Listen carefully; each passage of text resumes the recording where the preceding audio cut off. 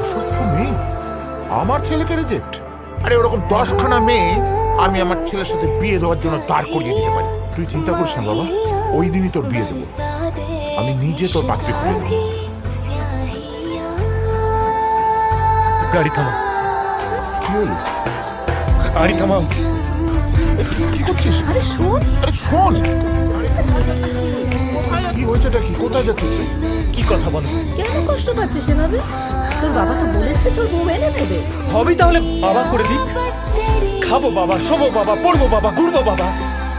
তোমরা ছোটবেলা থেকে আমাকে কিছু নিজে নিজে করতে দাওনি কেন বলো তো? আজ ওই ইয়াশা প্রথমবার আমাকে বোঝালো যে আমি উৎপন্ন না, আমার কোনো যোগ্যতা নেই। আর সব সব হয়েছে তোমাদের জন্য।